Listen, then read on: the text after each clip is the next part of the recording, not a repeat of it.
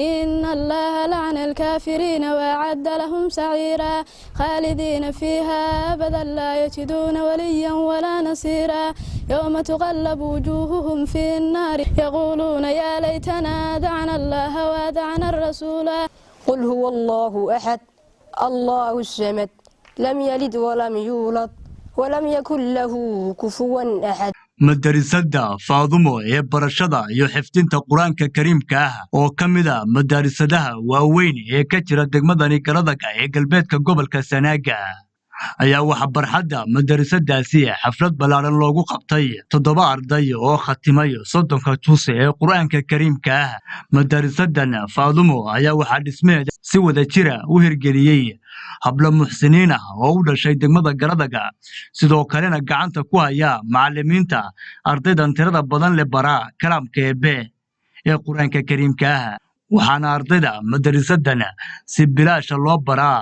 quraanka kariimka ah iyo xadiista rasuulka naxariis iyo nabadgelyo korkiisa ahaatee munaasabaddan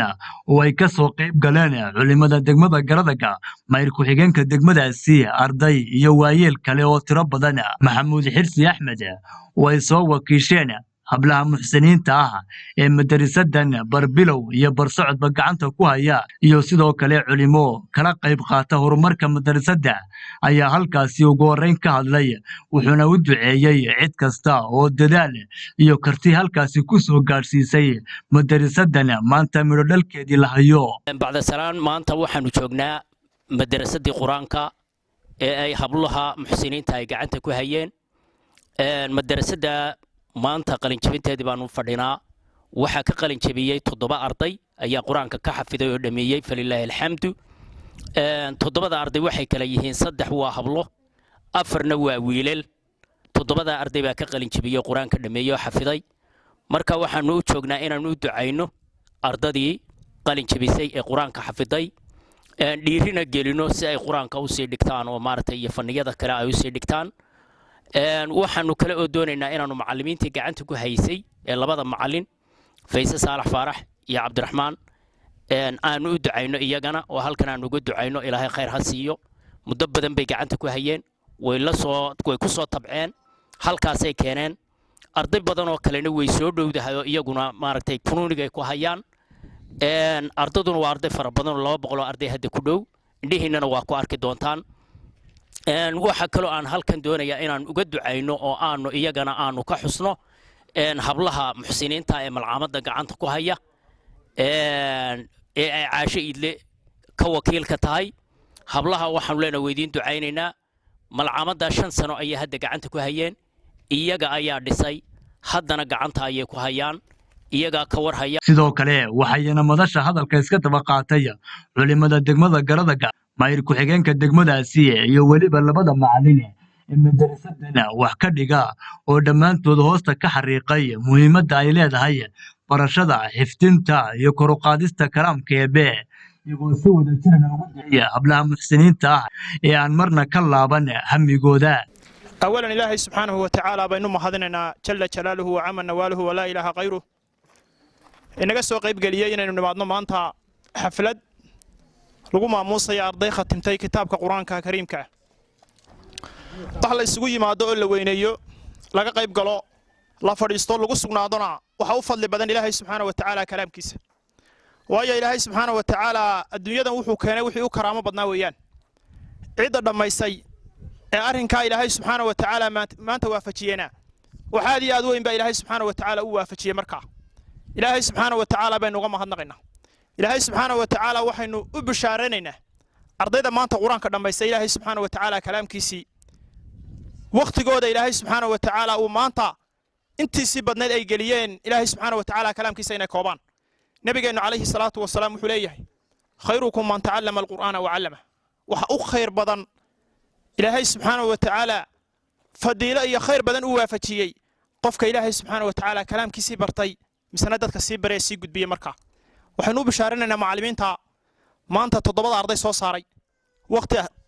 وقت آدو كوبان وحوية مدة بدنا إنكو سو صاري وحنو لنا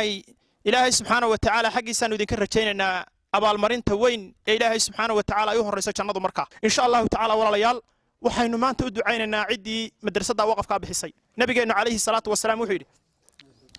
qofku camalka saalixa uu bixiyo ama uu la yimaado waa go'aan markuu dhinto ilaa dhowr arrimood mooyaane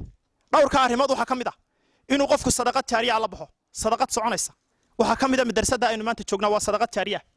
ilaa iyo waxa weeye intay nool yihiin ee wax la baranayo iyo markay dhintaan kadib ay tay socoto ajarkoodu waa soconaya mid la xidhayo ma waxaanu aad ugu mahadnaqaynaa dadkii ka qayb qaatay madrasaddan hadday tahay hablihii abaabulada dhisay hadday tahay maxaan ku dhahdaa hablaha dhaqaalaheeda bixiya iyo maxaan ku dhahdaa hadday tahay macallimiinta wax ka dhigaya iyo waalidiinta ardadooda u soo diray inay wax ku bartaan intaba ilaahay baan waxaynu ka rajaynaynaa in ilaahay subxaanahu wa tacaala miisaanka xasanaadka u saaro sidaa la sheegay khayr laga shaqeeyo insha allahu diinta ilaahay iyo kitaabka ilaahay oo la barto ayaa ugu khayr badan laba halkan saaka waxaa jooga laba sadaqa tijaariya ayaa isku jira ardada quraanka dhamaysay intay sii wadaan quraanka cid kastoo ka qayb qaadato wax bartay waa sadaqa tijaariya u socon doona madrasadu intay shii shaqaynaysona waa sadaqa tijaariya labadaasba way isugu jiraan macallimiinta quraanka bartay ardada iyo dadka ka qayb qaatay hadday tahay hablaha madrasadan ka qayb qaadatay hadday tahay sheekh ilaahay maxaan ku dhahaa cimrigiisa ha dheereeyay sheekh Ibraahim oo aad isagana uga qayb qaata iyo cid kastoo ka qayb qaadata iyo odayaasha halkan ka abaabulay ka wadaba ilaahay waxaynu uga rajaynaynaa in ilaahay subxaanahu wa tacaala wax ka qayr badan ilaahay ugu bedelo miisaanka xasanaadkana ilaahay u saaro insha allah waalidiin waxaynu kula dardaarmaynaa macallimiintana ilaahay subxaanahu wa tacaala waxaynu uga baryaynaa inay rabkooda iyo cilmigoodaba ilaahay baraan filan hadal waxa la yidhi waxa ugu khayr badan dadka qofka quraanka barta dadkana bara waa arrin aad iyo aad u qaali ah dhowr arrimood baan anigu isdul taagayaa oo hambalyeynaya ardada quraanka dhamaysay ee malcaamadan aad iyo aad baan ugu hambalyeynayaa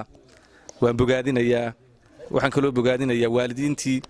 intaa la soo jiiftay dadaalka soo dhinac waday ee hooyo iyo aabba leeyana aad iyo aad baan u bogaadinayaa waxaan kaloo bogaadinayaa macallimiintii intaa iyana in ka badan dadaal intaa ka badan geliyey ee ku soo gaarsiiyeen waqtiga ardada quraanka dhameeyaan iyana aad iyo aad bay mahadsan yihiin waxaan kaloo bogaadinayaa oo midaan la soo koobi kan u diraya oo afkii maamulka degmada garad ku hadlaya hablaha muxsiniinta ee Caasha Idla Cabdi koow ka tahay ka wakiilka tahay ee malcaamadan dhisay ee markii abaaruhu dhaceen dadkoodii la qaybsaday mushkiladii iyo xaaladii ee ugu tala galay meel ay wax ku bartaan oo quraanka ku bartaan waxa leeyahay aad iyo aad buu mahadsantihiin mar labaad iyo mar saddexaad ilaahay miisaanka xasanaadka ha idinku daro gabagabadii wuxuu maxamuud xirsi axmed halkaasi qadar lacageed ku guddoonsiiyey 7 arday ee xifdiyey quraanka kariimka iyo 2 macallin ee baray quraanka taasi oo lagu dhiirigelinayo ardayda iyo macallimiintuba inay sii laba jibaaraan barashada iyo baridda quraanka kariimka maxamed gumburi telefishinka bulsho garadag